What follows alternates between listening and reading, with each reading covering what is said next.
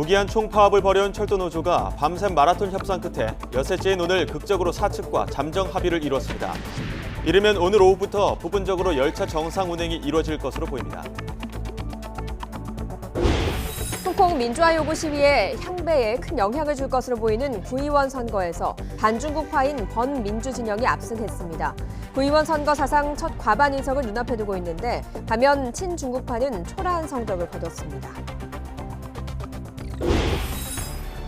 청와대는 한일 군사정보보호협정 지소미아의 조건부 연기 이후 일본 정부가 왜곡된 발표를 해 강한 유감을 표했고 일본이 사과했다고 밝혔습니다. 또 이후 협상은 일본의 태도에 달렸다며 할 테면 해보라는 이례적인 수준의 경고를 보냈습니다. 지소미아 조건부 연기에 관한 일본 정부의 왜곡된 발표에 청와대가 강한 유감을 밝힌 건 한국 내 반발을 피하려는 거라고 일본 언론이 주장했습니다. 일본 측이 사과했다는 청와대 측의 설명에 대해서도 일본 외무성 간부가 그런 사실은 없다는 반응을 보였다고 전했습니다. 충주에서 SUV 승용차가 다리 난간을 들이받고 충주호로 추락해 60대 남성 등 형제 부부가 숨졌습니다. 사고 현장 인근에 CCTV가 없어 추락 원인 규명에 상당한 시간이 걸릴 것으로 보입니다. 자신이 양심적 병역 거부자라며 군대에 입대하지 않은 20대에게 징역형이 확정됐습니다. 평소엔 병역 거부 신념을 보이지 않다가 입영 통지서를 받고 불응한 건 정당하지 않다는 게 대법원의 판단입니다. 굿모닝 YTN 2부 이어갑니다. 조금 전 철도 파업을 해결하기 위한 노사의 협상이 극적으로 타결됐습니다. 연일 이어진 밤샘 협상 끝에 노사가 타협점을 찾은 겁니다. 당장 운행이 완전히 정상화될 때까지는 시간이 걸릴 것으로 보이는데요. 월요일 아침 출근길 불편은 계속되고 있습니다. 서울 신도림역에 나가 있는 취재기자 연결해서 알아보겠습니다. 부장원 기자. 예, 서울 지하철 1호선 신도림역에 나와 있습니다. 네, 조금 전에 철도 노사 간의 협상이 타결됐는데 관련 내용 전해주시죠. 네, 그렇습니다. 철도노조와 코레일은 오늘 아침 7시쯤 잠정 합의를 이루고 파업을 철회하기로 했습니다. 그제부터 이틀간 마라톤 회의를 벌인 끝에 극적으로 합의가 타결된 건데요. 앞서 철도노조는 지난 20일 4조 2교대 근무제 도입을 위한 인력 4,000명 충원, 그리고 임금 4% 인상 등을 요구하면서 파업에 나섰습니다. 대규모 인력 충원이 필요해 사측과 쉽게 이견을 좁히지 못해왔는데 오늘 아침 극적으로 합의를 이루었습니다. 또 오늘부터 부산에서 열리는 한 아세안 특별 정상회의가 열리면서 노조 지도부가 부담을 가진 데다 노조 요구 중 하나인 한국철도와 SR 통합에 대해 국토부와 용역 재개를 위한 회의를 한 것으로 알려지면서 실마리가 풀린 것으로 보입니다. 아직 구체적인 합의 내용은 공개되지 않았는데 현재 노사는 합의문을 작성하고 있는 것으로 알려졌습니다. 작성이 끝나면 오늘 오전 공식 발표할 예정입니다. 일단 노조의 파업은 철회되고 오늘부터 KTX 등 열차 운행이 정상화에 나설 방침입니다. 노사가 잠정 합의안에 합의했지만 오늘 당장 열차 운행이 정상화되는 건 아닌데요. 우선 철도노조는 합의사항을 조합원 총회를 통해서 추인하는 절차를 밟아야 합니다. 그리고 단계적으로 인력을 투입하는 데 시간이 걸리기 때문에 정상화에는 하루에서 이틀 정도 시간이 걸릴 것으로 보입니다. 이에 따라 파업 열흘째인 오늘도 출근길 불편이 불가피한 상황인데요. 일단 코레일은 KTX 운행률을 평시 대비 70% 정도, 새마을호 59%, 무궁화호 63% 정도로 유지하고 있습니다. 코레일은 오늘 오후나 저녁부터 부분적으로 열차 정상 운행을 이룰 것으로 본다고 설명했습니다. 내일부터는 열차 운행이 정상 궤도로 접어들 전망입니다. 지금까지 신도림역에서 YTN 부장원입니다. 네, 오늘 출근길에는 추위 대비 잘 하시고 나오셔야겠습니다. 서울에는 한파주의보가 내려졌는데요. 중계차 연결해서 자세히 알아보겠습니다. 권혜인 캐스터. 네, 야외 스튜디오에 나와 있습니다. 네, 오늘 날씨가 많이 춥다고요? 네, 그렇습니다. 서울동 수도권 지역에 한파주의보가 내려진 가운데 기온이 영하 1.1도까지 떨어졌습니다. 밤사이 기온이 큰 폭으로 떨어졌는데요. 현재 서울 기온이 영하 1.1도, 파주의 기온은 영하 4.1도로 어제보다 무려 6에서 8도나 낮습니다. 오늘 출근길 나오실 때는 옷차림 따뜻하게 하셔야겠습니다. 현재 동풍의 영향을 받는 강원 영동 지역에는 비나 눈이 내리고 있습니다. 특히 강원 산간 지역에는 대설주의보가 내려진 가운데 한방눈이 쏟아지고 있습니다. 앞으로 강원 산간 지역에는 최고 20cm의 큰 눈이 내리겠고 영서 북부와 강원 동해안, 경북 북동 산간 지역에도 1cm 안팎의 눈이 내려 쌓이겠습니다. 또 영동 지역에는 최고 50cm, 경기 동부와 영서, 충북 북동부와 경북 내륙에도 5mm 미만의 비가 내리겠습니다. 낮에도 기온이 크게 오르지 못하고 쌀쌀하겠습니다. 서울과 대전 6도, 광주 7도, 대구 10도, 부산은 13도로 예년 기온을 3에서 5도가량 밑돌겠습니다. 이번 추위는 내일 낮부터 누그러지며 반짝 추위에 그치겠습니다. 내륙은 대체로 맑은 날씨가 이어지겠지만 강원 영동 지역에는 모래와 글피 사이 또 한 차례 비나 눈 소식이 있습니다. 지금까지 상암동 야외 스튜디오에서 YTN 권혜인입니다. 홍콩의 민주화 요구 시위가 6개월째 접어든 가운데 홍콩 범민주 진영이 향후 시위의 중대 분수령이 될 것으로 여겨졌던 구의원 선거에서 압승을 거두고 있습니다. 개표가 절반 이상 끝났습니다. 사상 첫 과반 의석 확보를 눈앞에 두고 있는데요. 취재기자 연결해서 알아보겠습니다. 김영근 기자. 예, 국제부입니다. 네, 현재 남은 개표가 진행되고 있는데 반중파인 범민주 진영이 압도적 승리를 거두고 있다고요? 예, 그렇습니다. 개표가 절반 넘게 끝났는데요. 반중파인 범민주 진영의 압도적 승리가 예상이 되고 있습니다. 오전 6시까지 개표 결과를 보면 범민주 진영이 전체 452석 가운데 201석을 차지했습니다. 친중파 진영은 고작 28석에 그쳤습니다. 중도파가 12석을 차지했습니다. 나머지 211석은 개표 결과를 기다리고 있습니다. 현재 추세대로라면 범민주 진영이 홍콩 구의원 선거에서 사상 최초로 과반 의석을 차지할 가능성이 아주 높습니다. 선거에 앞서 많은 전문가들도 대규모 반정부 시위가 몇 개월째 이어진 가운데 선거가 치러진 만큼 야권인 범민주 진영이 승리할 것으로 예상했는데 그 예상대로 가고 있습니다. 앞서 지난 2003년 국가보안법 사태 직후 치러진 구의원 선거에서도 범민주 진영이 반정부 흐름을 타고 승리했습니다. 이번 선거에서 범민주 진영의 승리가 최종 확정될 경우 중국 중앙정부의 강경 대응 방침 등으로 최근 들어 수세에 몰린 시위대에 큰 힘이 실릴 것으로 보입니다. 행정장관 직선제 등 정치적 개혁 요구도 활기를 띨 가능성이 큽니다. 네, 이번 구의원 선거 홍콩 시민들의 관심을 반영하듯이 역대 최고의 투표율이 나왔다고요? 예, 그렇습니다. 어제 치러진 홍콩 구의원 선거에 294만 명이 참여하면서 투표율 71.2%로 역대 가장 높은 투표율을 기록했습니다. 4년 전 구의원 선거 때 투표율 47%보다 2배 가까이 높아졌습니다.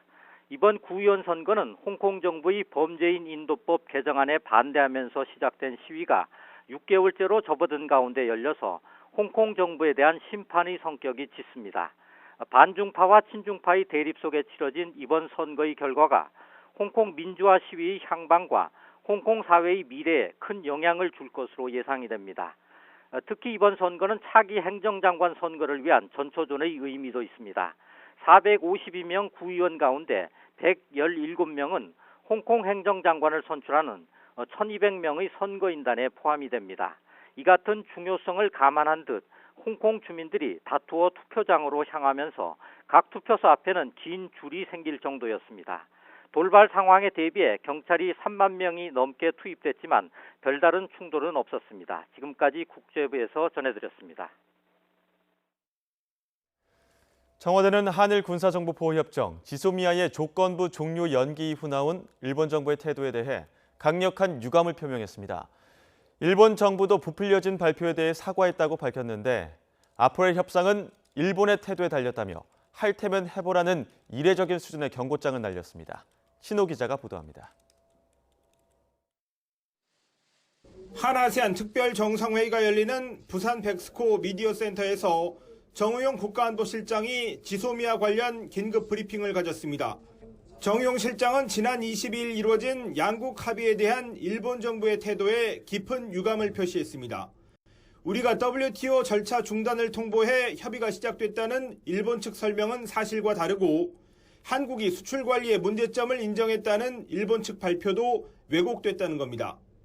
일본 경제산업성의 이런 발표는 의도적으로 왜곡하고 부풀려졌다면서 그런 내용이었다면 합의 자체가 없었을 것이라고 강조했습니다.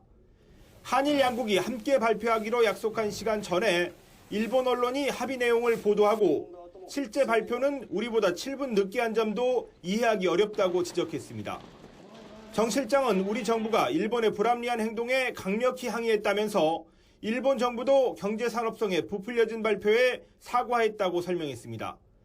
청와대는 지소미아 조건부 연기는 최종 합의가 아니라는 점을 명확히 했습니다.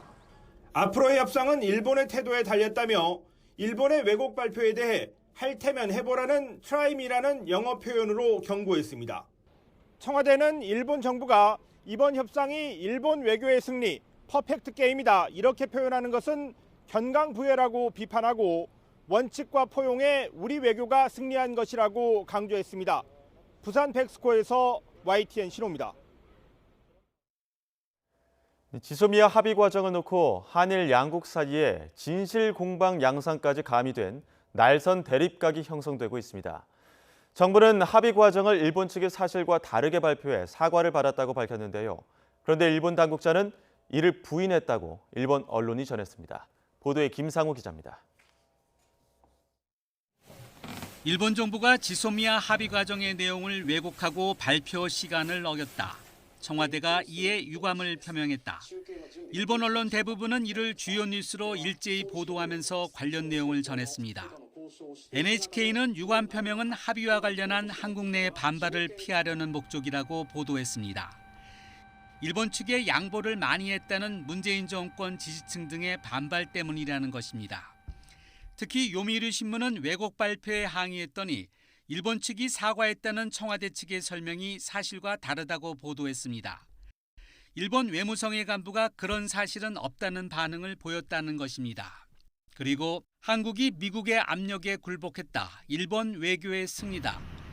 일본 언론이 이렇게 보도한 것과 관련해서 청와대가 견강부회라고 비난했다고 지지통신은 전했습니다. 그러면서 한국 국내 여론에 영향을 줄 가능성에 한국 정부가 신경이 예민해진 상태라고 설명했습니다. 교도통신은 지소미아 합의 자체는 한국 정부가 유지하려는 자세를 보였다고 전했습니다. 한편 니혼게자이 신문 이달 여론조사 결과를 보면 한일 관계에 대한 일본인의 입장은 한 달 전에 비해 별다른 변화가 없는 것으로 나타났습니다. 일본이 양보해야 한다면 관계 개선을 서두를 필요가 없다는 응답은 69%나 됐습니다. 특히 관계 개선을 위해서 일본이 양보하는 것도 어쩔 수 없다는 응답은 21%에 불과했습니다. YTN 김상호입니다. 네, 방금 들어온 소식 전해드리도록 하겠습니다.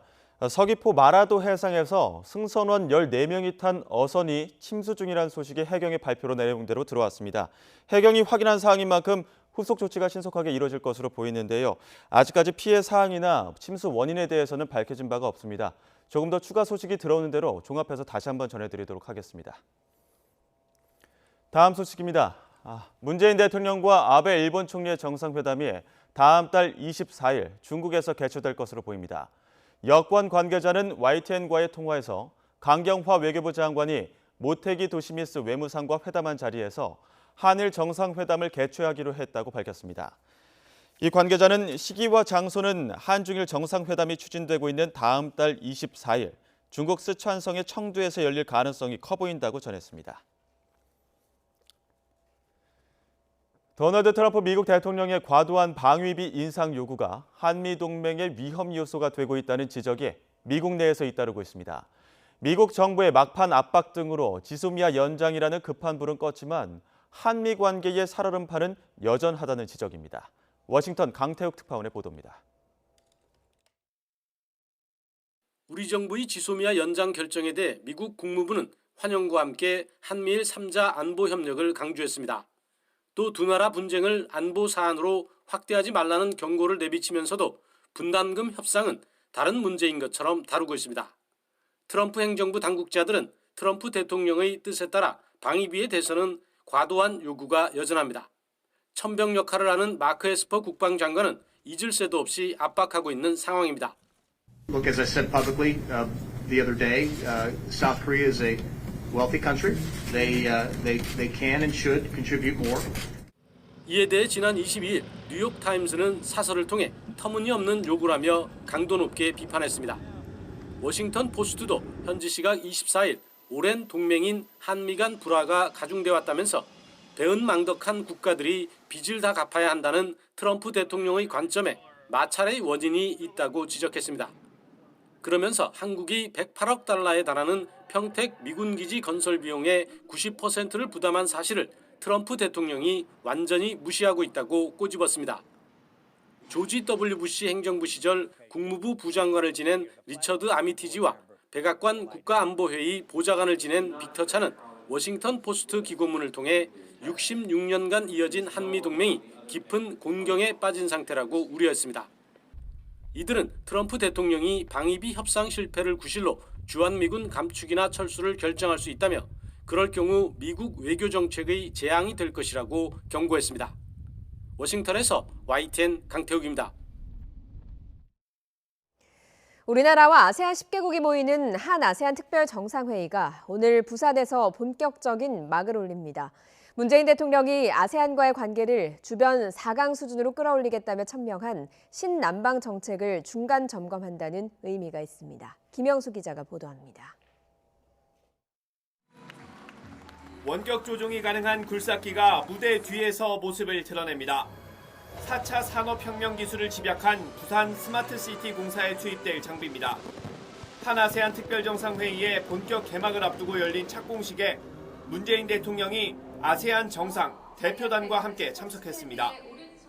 문 대통령은 교통 혼잡이나 환경 오염 등의 도시 문제 해결책을 여기에 담았다면서 우리와 같은 고민을 하는 아세안에 하나의 모델을 보여줄 거라고 역설했습니다. 아세안 각국이 마련하고 있는 인프라 분야에 공동의 스마트시티 플랫폼을 구축해 나간다면 지역 내 연계성을 높이며 상생 발전을 앞당길 수 있을 것입니다. 한류 스타들과 아세안 국가 유명 가수들의 공연은 이번 회의 분위기를 한껏 띄웠습니다. 너무 기대합니다. 베트남 유명한 가수도 오고요. 나중에 한국하고 베트남뿐만 아니라 아세안 국가들이도 다 더 깊게 관계, 외교 관계 더 발전할 수 있으면 좋겠습니다. 한 아세안 특별정상회의는 오늘 아세안 정상들이 참석하는 환영 만찬으로 본격적인 막이 오릅니다. 우리나라와 아세안이 미래 30년을 위해 관계를 격상하는 계기가 될 것으로 정부는 기대하고 있습니다. 앞으로 아시아에서 사람 중심의 평화와 번영의 공동체를 선도해 나가는 모범적인 관계로 더욱 발전해 나갈 수 있을 것입니다. 내일 아세안 10개국이 참여하는 한 아세안 특별정상회의가 열리고 공동 비전 성명이 채택될 예정입니다. 다음 날에는 메콩강 유역 5개국이 한 메콩 정상회의를 별도로 개최하고 한강 메콩강 선언을 채택할 계획입니다. 문 대통령은 이번 정상회의에 참석하는 모든 정상들과 단독 회담을 갖습니다. 문 대통령이 신남방 정책을 발표한 건 지난 2017년 11월입니다. 꼭 2년 만에 열리는 특별 정상회의에서 아세안 국가들과의 협력을 주변 4강 수준까지 끌어올리는 발판을 마련할 수 있을지 주목됩니다. YTN 김영수입니다. 문재인 대통령 국정수행에 대한 부정 여론이 일주일 만에 50%대로 반등한 것으로 조사됐습니다. YTN이 여론조사기관 리얼미터 의뢰해서 조사한 11월 3주차 주간 집계 결과를 보면 문 대통령에 대한 긍정평가는 0.9%포인트 내린 46.9%로 나타났습니다. 국정수행을 잘못하고 있다는 부정평가는 2.2%포인트 오른 50.8%를 기록했습니다. 정당 지지율은 더불어민주당이 1.7%포인트 내린 37.3%, 자유한국당은 0.4%포인트 내린 30.3%로 집계됐습니다. 바른미래당은 5.8%, 정의당 7.2%, 민주평화당 2.1%, 우리공화당은 1.6%를 기록했습니다. 이번 조사는 지난 18일부터 22일까지 닷새 동안 전국 19살 이상 유권자 2,505명을 대상으로 진행됐습니다. 표본 오차는 95% 신뢰 수준의 플러스 마이너스 2.0%포인트로 자세한 내용은 리얼미터나 중앙선거 여론조사 심의위원회 홈페이지에서 확인할 수 있습니다. 네, 앞서 보신 것처럼 문재인 대통령에 대한 부정 여론이 일주일 만에 50%대로 확대된 것으로 나타났습니다. 여론조사 진행한 권순정 리얼미터 조사분석 본부장 연결해서 자세한 내용 알아보겠습니다. 본부장님 나와 계십니까? 네, 안녕하세요. 네, 문 대통령의 국정 지지율이 소폭 내렸고요. 여당인 민주당과 제1야당인 한국당 등 주요 정당 역시 하락했습니다. 좀 눈에 띄는 건 정의당의 강세인데요. 어떻게 봐야 할까요? 예, 지난주 한일 지소미아나 방위비 분담을 두고 정치권 대립이 확대되었습니다. 예. 이 과정에서 진영별 양극화가 부분적으로 심화했고요. 보수층과 중도층 일부가 이탈하면서 국정 지지율이 다소 내렸습니다. 하지만 좀 길게 보면은 10월 중순 이른바 조국 정국에서부터 빠져나오기 시작한 시점부터 현재까지 전반적으로 보면 47% 전후의 수준으로 회복세를 보이고 있는 양상입니다. 그리고 민주당과 한국당의 지지율은 지난주뿐만 아니라 10월 중순 이후에 전반적으로 하락세를 보였는데요. 민주당은 40% 전후에서 37% 선으로, 한국당은 34% 선에서 30% 선으로 각각 3, 4%포인트가 하락했습니다. 예. 그러니까 조국 정국에서는 진보는 민주당으로 보수는 한국당으로 결집하는 경향이 있었고요. 예. 이 과정에서 각각 진보 보수에서 이제 민주당이나 한국당은 70%선 전후를 기록하다가 요즘에는 60% 중반 또는 초반으로 떨어지고 있습니다. 그러니까 조국 정국 이후에 정치권 대립이 상대적으로 약화하는 과정에서 민주한국 지지층 일부가 무당층이나 다른 정당으로 이동하는 것으로 이제 분석되고 있습니다. 예. 정의당은 5주 연속 광세를 보이고 있는데요. 무려 7% 선을 회복했습니다. 그러니까 첫 번째로는 앞서 말씀드렸던 진영별 양극화 약화가 도움이 되었다고 보고요. 두 번째로는 최근에 이제 정의당이 이자스민 전 의원이라든지 해군 예비역 장성을 영입한다든지, 그리고 지난주에는 심상정 대표가 국회의원 세비 삭감법을 발언한다든지 이러한 여론의 주목을 받는 어떤 행보가 많이 있다라는데 이러한 어떤 요인으로 보입니다. 말씀하신 것처럼 지난주에 정부가 한일 군사정보보호협정 지소미아에 대해서 조건부 종료 유예를 했고요. 또 한미 방위비 협상은 난항을 겪고 있습니다. 여기에 대한 여론은 어떻습니까? 예, 최근 여론조사에 따르면은 한일 지소미아를 종료해야 한다는 여론이 55% 선을 넘어서 다수로 나타났습니다. 예. 그러니까 이런 측면에서 본다면은 지난주 금요일에 있었던 조건부 종료 유예 우리 정부의 결정에 대한 부정적인 여론이 없지 않은 것으로 보이는데요. 다만 WTO 제소 중지까지 함께 있었지 않습니까? 예. 이 부분들이 많은 것을 함의한다고 보는데요. 그러니까 만약 종료 유예 결정이 일본 정부가 얘기하는 것처럼 일본이 수출 규제를 했던 7월 1일 이전으로 되돌리는 것을 전제하는 것이고, 또 양국의 협상 과정에서 실제로 수출 규제 문제가 완전히 해소된다고 한다면 한국 정부의 외교적 승리로 보는 견해도 있고요. 그리고 이 지소미아와 관련해서 미국의 압박이 상당히 강했습니다. 예. 그래서 이런 과정에서 소나기는 피해가고, 그리고 최소한의 성의를 보여서 향후에 지소미아를 종료할 수밖에 없는 그런 때를 대비하기 위해서 명분을 축적한다든지 하는 한 발 물러섬으로 보는 어떤 긍정적인 여론도 있다고 봅니다. 예. 오늘부터 2박 3일 동안 더 하실 말씀이 남아 계십니까, 본부장님? 네, 방위비 분담 같은 경우는 지금 정상적인 여론조사 결과는 아직까지 나와 있지 않지만은 온라인에서의 관련 글이라든지 댓글을 종합해 보면은 우리 국민들은 완강하게 대폭 인상에 대해서 완강하게 반대하는 것으로 나타나고 있고요. 또 오늘 마침 YTN 더 뉴스에서 오후에 관련 여론조사가 발표됩니다. 이 여론조사 결과 역시 온라인에서의 흐름과 여론 흐름과 다르지 않습니다. 예, 지소미아 종료 유예 결정을 한 정부에 대한 여론과 또 한미 방위비 협상 결과에 대한 여론 영향이 주목된다, 이런 이야기를 해주셨습니다. 2박 3일 동안 오늘부터요, 한 아세안 특별 정상회의가 부산에서 열립니다. 여론에 어떤 영향을 미칠 것으로 보십니까? 예, 문 대통령이 싱가포르라든지 브루나이 국가 정상과 회담을 이미 지난 주말부터 했습니다. 그러니까 사실상 한 아세안 특별 정상회의가 시작됐다고 보는데요. 이것이 27일 수요일까지 2박 3일간 지속되지 않습니까? 그러니까 이 과정에서 문 대통령을 중심으로 한 보도가 상당히 증가할 것으로 보이고요. 그리고 경제 등의 부분에서 실질적인 성과가 나타날 경우에는 정부 여당의 입장에서는 긍정 여론 증가에 상당한 호재로 보입니다.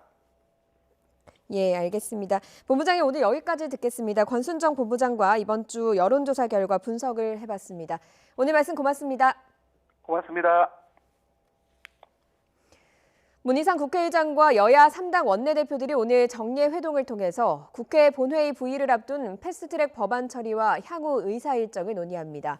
오늘 회동에선 오는 27일과 다음 달 3일 각각 부의되는 선거법 개정안과 공수처 신설, 검경 수사권 조정 법안 처리 문제를 놓고 의견을 나눌 것으로 전망됩니다. 이어 오는 28일로 전망되는 본회의 개최 일자와 유치원 3법 등 법안 처리 일정에 대해서도 논의할 것으로 보입니다. 자유한국당 나경원 원내대표는 패스트트랙 지정 법안 문제와 관련해서 한편으로는 협상의 끈을 놓지 않고 한편으로는 강력한 힘을 보이는 저지투쟁으로 문재인 정권의 장기 집권 음모를 반드시 분쇄하겠다고 강조했습니다. 나 원내대표는 황교안 대표가 단식 중인 청와대 사랑채 앞에서 열린 비상의원총회에서 문재인 정부의 장기 집권을 위한 패스트트랙 법안을 한국당이 절대적으로 저지하겠다며 이같이 밝혔습니다. 더불어민주당 이인영 원내대표는 패스트트랙 법안 철회를 주장하며 단식을 이어가는 한국당 황교안 대표를 향해 유감이라면서 단식을 풀고 협상에 나서달라고 촉구했습니다. 방미 일정을 마치고 귀국한 이 원내대표는 인천국제공항에서 기자들과 만나서 황 대표가 단식을 오래 할수록 한국당의 입장이 강경해질 수밖에 없어 협상에 중대한 난관이 조성될 것이라며 이같이 밝혔습니다.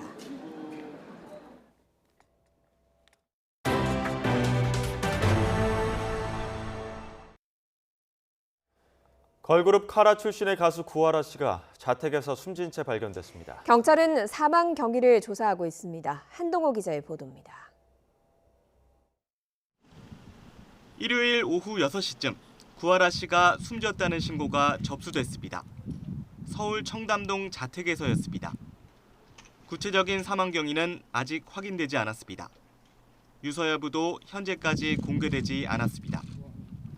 경찰은 유족과 협의한 뒤 수사 진행 상황의 공개 여부를 결정하겠다고 말했습니다.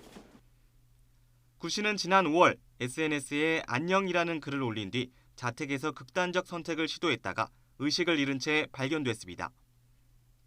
당시 병원으로 옮겨진 뒤 건강을 회복하고 이후 인터뷰에서 건강한 모습을 보이겠다며 포부를 밝혔습니다. 친한 친구였던 가수 설리 씨가 숨진 뒤엔 자신의 SNS에 추모하는 글과 사진을 올렸습니다. 최근까진 성관계 동영상을 공개하겠다며 협박한 전 남자친구와 법정 공방을 벌이기도 했습니다. 2008년 걸그룹 카라로 데뷔한 구 씨는 국내에서 가수와 배우로 활발한 활동을 이어오다 최근엔 일본 활동에 주력했습니다. 비보 전날 자신의 SNS에 남긴 잘 자라는 말은 이제 그녀가 남긴 마지막 인사가 됐습니다.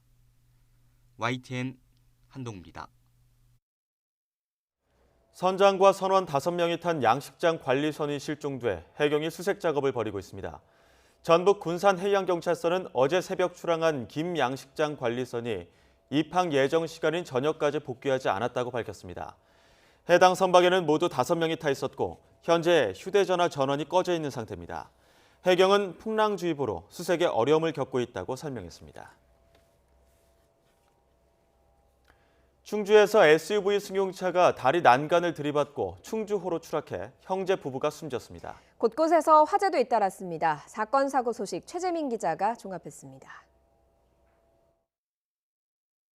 충주호에 기름이 떠 있습니다. 어제 오후 4시 반쯤 다리를 지나던 SUV 승용차가 다리 난간을 들이받고 추락한 겁니다. 신고를 받고 출동한 소방당국은 사고 발생 1시간 20분 만에 차 밖으로 튕겨나온 60대 남성의 시신을 수습했습니다. 이어 밤 9시 20분쯤에는 차량을 인양하고 차 안에서 3명의 시신을 추가로 찾았습니다. 숨진 사람들은 형제 부부인 것으로 전해졌습니다. 사고 수습 당시 차량은 뒤집힌 채 펄에 박혀 있어서 인양에 어려움을 겪었습니다. 더욱이 인근에 CCTV도 없어 경찰이 추락 원인을 규명하는 데도 상당한 시간이 걸릴 것으로 보입니다. 경북 포항에 있는 아파트 발코니 유리창이 깨졌습니다. 부탄가스가 폭발한 겁니다. 2명이 다쳐 병원으로 옮겨졌고 아파트 주민들이 놀라 대피하기도 했습니다. 경찰은 부탄가스 폭발 경위를 조사하고 있습니다. 서울 강남구 상가에서 불이 났습니다. 다친 사람은 없었지만 건물 외벽과 사무실 직기류가 타 소방서출산 900여만 원이 피해가 났습니다. 서울 관악구 단독주택에서도 불이 났습니다. 한 명이 화상을 입고 병원으로 옮겨졌습니다. 경찰과 소방당국은 지하 1층 냉장고 부근에서 불이 시작된 것으로 보고 있습니다. 해경 구조대원들이 바다를 빠르게 헤엄칩니다. 수상 레저기구인 카이트보드가 강풍과 높은 파도에 전복돼 사람이 필요한다는 신고를 받고 현장으로 출동한 겁니다. 해경에 구조된 50대 남성은 건강에는 이상이 없는 것으로 전해졌습니다. YTN 최재민입니다.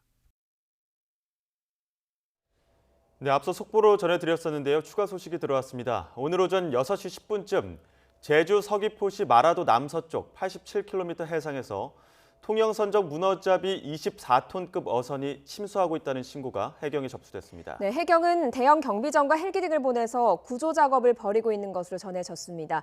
침수하고 있는 배는 지난 1일 통영에서 선원 14명을 태우고 조업을 나가서 내일 입항할 예정이었습니다. 다시 한번 전해드리겠습니다. 제주 마라도 해상에서 선원 14명이 탄 어선이 침수 중이고요. 해경이 구조 작업을 벌이고 있는 것으로 전해지고 있습니다. 자세한 소식은 들어오는 대로 다시 한번 전해드리겠습니다.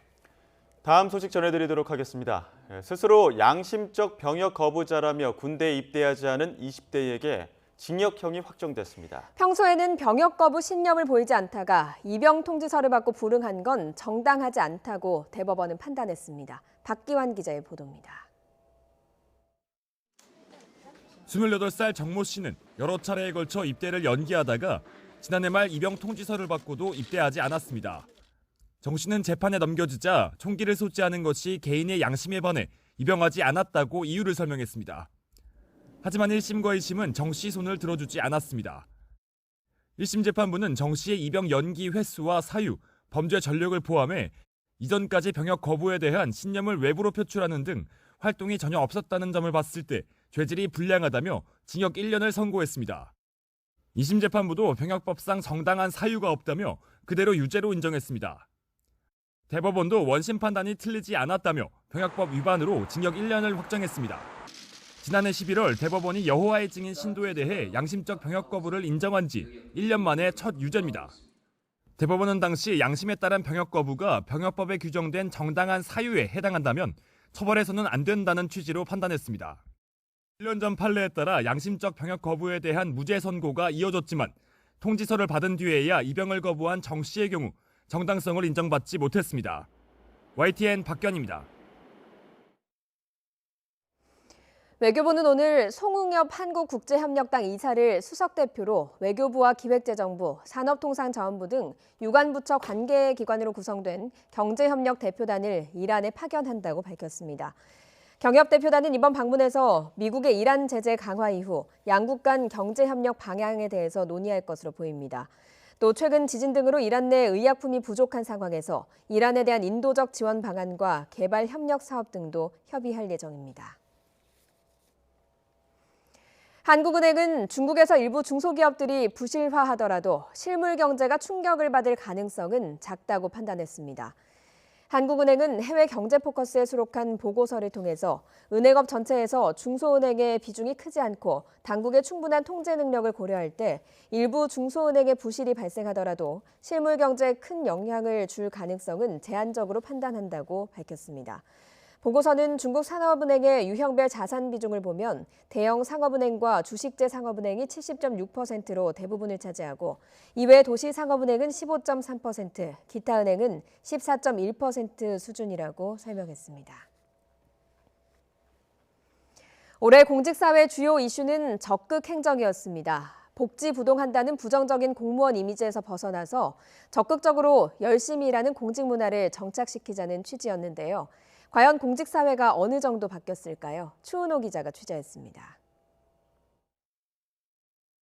공무원의 이미지 가운데는 무사 안일이나 복지부동 같은 것이 늘 포함됩니다. 국민의 그런 인식이 바뀔 때까지 공직사회가 계속 노력해야 합니다. 공직사회에 자극을 줘 변화를 유도하기 위해 정부가 꺼낸 카드는 적극 행정을 장려하는 것입니다. 적극 행정을 하는 공무원을 골라 상을 주고 적극 행정을 펼치는 과정에서 실수나 잘못이 생기더라도 책임을 면해주기로 했습니다. 이를 위해 적극 행정을 장려하는 운영 규정을 만들고 정부 부처별로 또 지방자치단체별로 적극 행정 실천 다짐 대회를 열기도 했습니다. 이런 노력이 일선 현장에서는 어떻게 받아들여지고 있는지 인사혁신처가 국민과 공무원을 대상으로 설문조사를 벌였습니다. 온라인 조사로 진행된 국민 설문조사에서는 적극 행정 분야에서 개선이 이뤄졌다는 긍정적인 평가는 절반에 미치지 못했습니다. 공무원을 대상으로 한 조사에서는 개선이 이뤄졌다는 긍정 답변은 국민평가보다 낮은 47%에 그쳤습니다. 국민과 공무원 모두 적극 행정의 변화를 체감하지 못하고 있는 셈입니다. 인사혁신처 관계자는 아직은 가시적인 성과가 뚜렷하게 나타나지 않은 것은 사실이지만 실패가 용인되고 실패가 자산이 되는 공직 문화를 만들기 위한 변화는 계속될 것이라고 말했습니다. YTN 추은호입니다. 빨간 바지의 승부사 김세영 선수가 LPGA 투어 시즌 마지막 대회인 CME 그룹 투어 챔피언십에서 우승했습니다. 상금 150만 달러를 거머쥐었는데요. 한편 고진영 선수는 공동 11위로 대회를 마쳤지만 상금 왕과 최저 타수상 등 시즌 개인 타이틀을 싹쓸이했습니다. 보도에 김상익 기자입니다. 공동 선두로 모두가 연장전을 떠올리던 순간 마지막 18번 홀 김세영의 8m 버디 퍼트. 4일 내내 선두를 지킨 와이어 투 와이어 우승이자 상금 150만 달러를 품에 안는 잭팟의 순간이었습니다.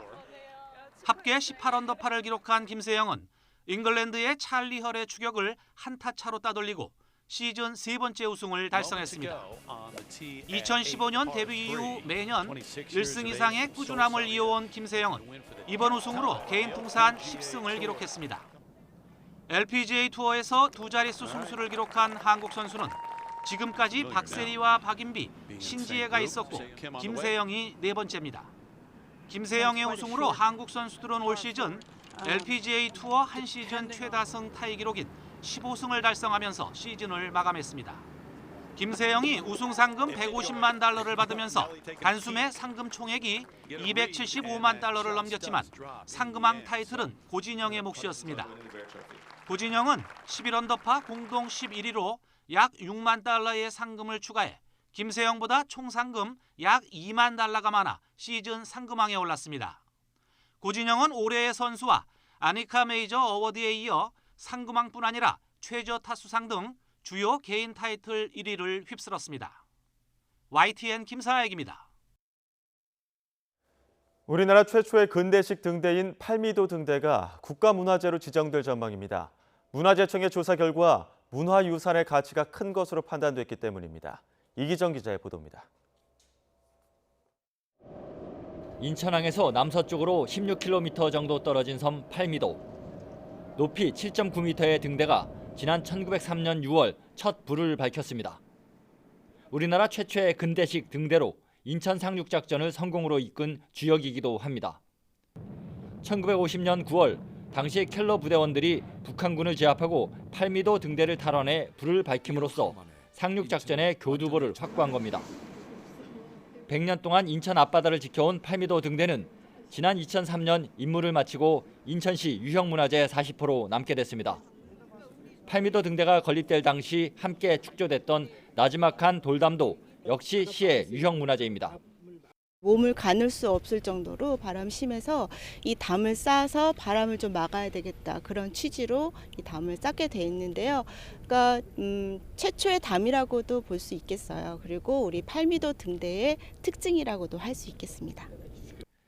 최신 설비를 갖춘 더 크고 새로운 등대의 역할을 넘겨준 옛 팔미도 등대는 국가 지정문화재인 사적으로 승급될 준비를 하고 있습니다.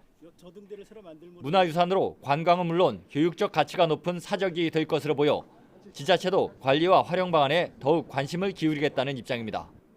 보존 관리를 하는 것은 기본이고 앞으로 이것을 어떻게 활용할 건가, 그것이 단순한 관광 자원이 아니라 교육 자원으로까지 활용할 수 있는 그런 부분의 고민들을 더 많이 해가야 된다고 생각합니다. 인천시는 다음 달 팔미도 등대에 대한 현지 실사를 통해 내년 초 문화재청에 국가문화재로의 승격을 요청할 계획입니다. YTN 이기정입니다.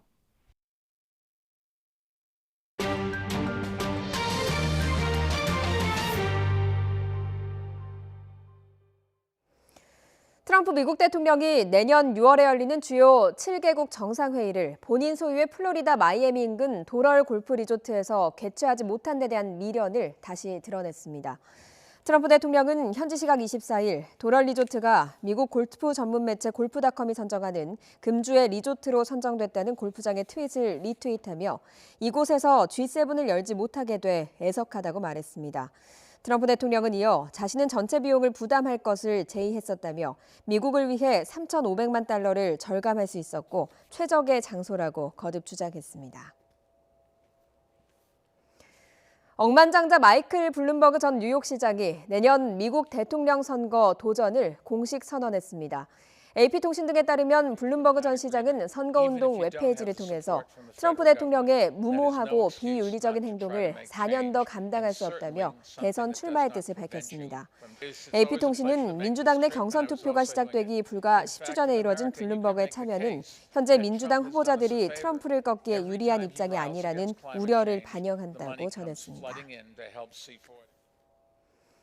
일본을 방문 중인 프란치스코 교황이 원자폭탄이 투하됐던 나가사키를 찾아서 반핵 메시지를 발표했습니다. 교황은 핵무기가 없는 세상을 만들어야 한다면서 모든 국가와 사람이 참여해야 한다고 강조했습니다. 김대현 기자입니다.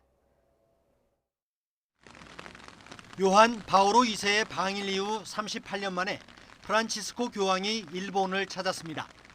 교황은 원자폭탄이 투하됐던 지점에 세워진 나가사키의 폭심지 공원을 방문해 핵무기 폐기의 중요성을 강조했습니다. 핵 보유 여부에 상관없이 모든 국가와 사람, 기관의 참가가 필요하다면서 핵무기가 없는 세상을 만들 수 있다고 말했습니다. Con el convencimiento de que un mundo sin armas nucleares es posible y necesario, pido a los líderes políticos que no se olviden de que las mismas no nos defienden de las amenazas. 교황은 핵무기의 개발과 실험, 제조, 비축 등 모든 활동을 금지한 UN 핵무기 금지 조약의 비준과 이행도 요구했습니다. 교도통신은 이 조약에 불참하고 있는 일본의 참가를 촉구한 발언이라고 해석했습니다. 교황은 무기 제조와 개량은 테러 행위라고 단언했습니다. 비가 내리는 날씨에도 많은 신도가 교황을 환영했습니다. できるだけ近いところでお目にかかりたい来賓席の場所なんですけども、最前列だったら一番遮るものがなくて見れる距離になるので。私が生きている間に生きていらっしゃる教皇様と直接にお声を聞いて同じ場所で祈ることは 이어 집전한 대규모 미사에서도 교황은 평화와 공존의 메시지를 전했습니다. 3박 4일간 일본에 머무는 교황은 다음 행선지인 히로시마로 이동했습니다. YTN 김태현입니다.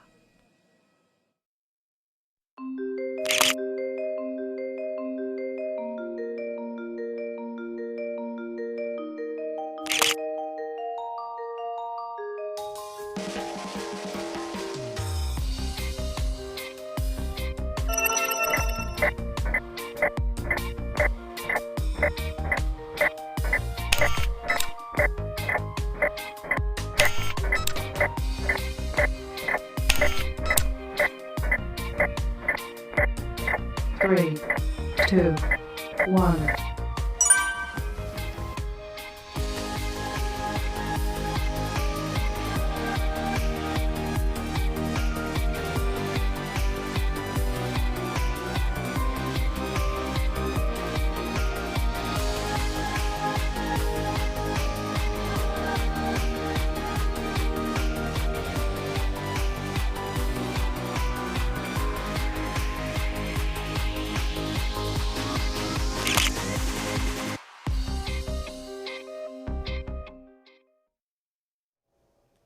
네, 오늘은 주말보다 옷차림 한결 따뜻하게 하고 나오셔야겠습니다.